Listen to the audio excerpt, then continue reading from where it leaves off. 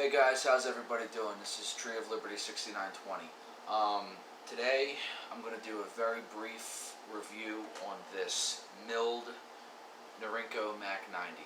I was very fortunate. I went to the gun show down there at the Philly Expo Center again, and it just so happened that that I was one of the first people through the door, and coming in, I got there early, coming in. And one of the very first tables, I saw this beautiful milled MAK-90 rifle sitting on one of the very first tables, and I snatched it up like that.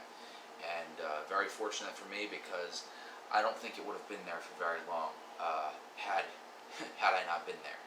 So anyway, brief review on this rifle.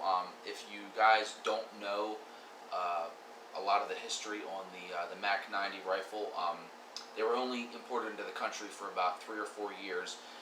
Very short importation life in the United States, but a rifle with a very colorful, although short, history in this country. As a matter of fact, I actually did a review on this stamped MAK-90 before, where I touched on a great deal of that. So if you haven't seen that video, I recommend you checking that out.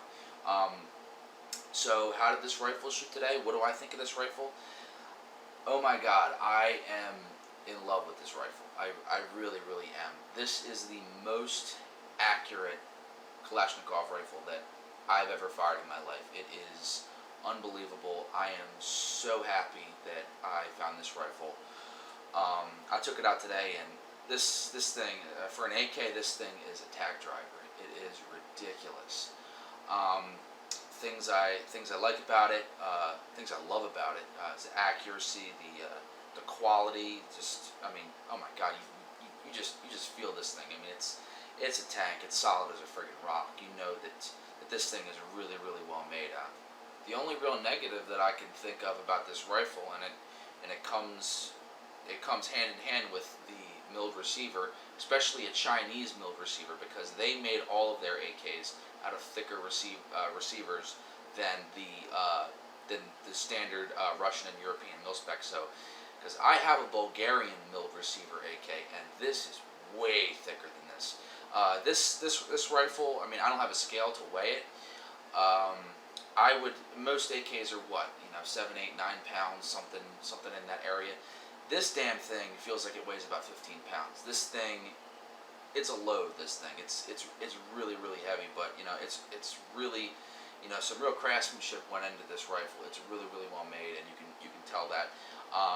Positive side of that, you run out of ammo with this, and you got yourself a serious bludgeoning weapon if you run out of ammunition with this rifle.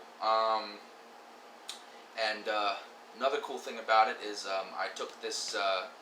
This is the ATI 5x4 stock, I believe. I'm obviously not the weapon's original owner, so I did not put this stock setup on the rifle, but I did, because I know somebody's going to ask me. I did take this off, and fortunate for me, if I ever decide to try to find a pistol grip and conventional stock setup, this is not an angle cut receiver. It's the conventional cut. So I probably will just wind up leaving this on here, but it's nice to have that option and know that I won't have quite as much of a headache as I would if it was an angle cut receiver. Another real cool thing about this rifle is that I looked into the serial numbers the same way that I did with this one, the stamped one, in determining that this one was made in 1993. I looked into the serial numbers for this particular milled MAK-90, and this one was made in 1991, which is doubly cool for me, because that's the year that I first picked up a handgun. That was the first time I was taken out to the range, 1991. So it's kind of cool, just for that fact for me. I mean, it's not really important, but I think it's cool, that this thing was being hammered together. The first time my dad took me out, with a Marlin 22 rifle and a Ruger 22 handgun. It's pretty cool. pre-banned Chinese AKs are some of the best AKs that were ever imported into the country. And I'll tell you what, man, if you can find one of these rifles, stamped or milled, pick it up, man. Do not hesitate. Pick that shit up because they are that nice and they are that good. Other than that, I think I'm just gonna lay both of these down and do a close-up of them. Because I did a close-up on the stamped MAK-90, but it was bad lighting, so I want to get another close-up of it too. All right. Here's your close-up of the stamped Norinco MAK-90. This one was slapped together in 1993 based on my research with the serial numbers.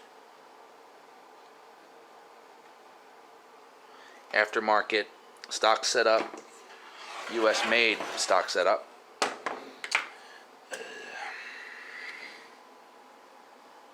Counts, of course, for 922R compliancy.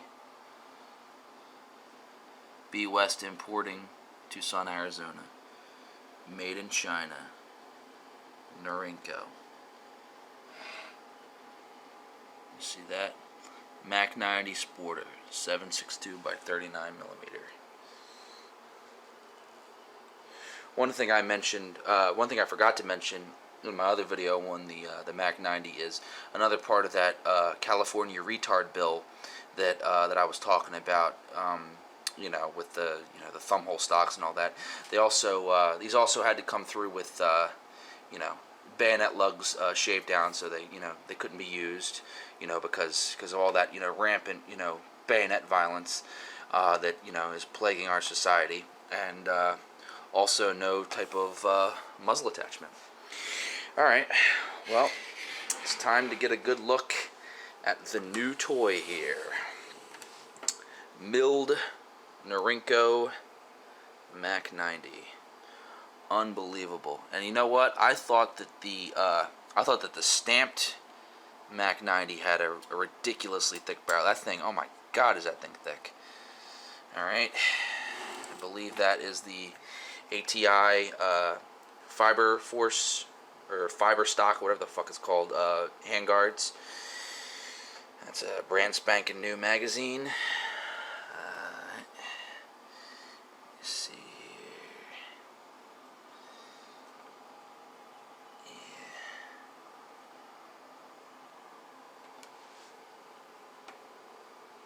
That's a fine looking piece of machinery right there. Flip this over. Get the other side. Markings are a little different on the milled ones. Made in China by Norinco. Looks like this one was imported in Virginia. MAK-90, 7.62 by 39 millimeter.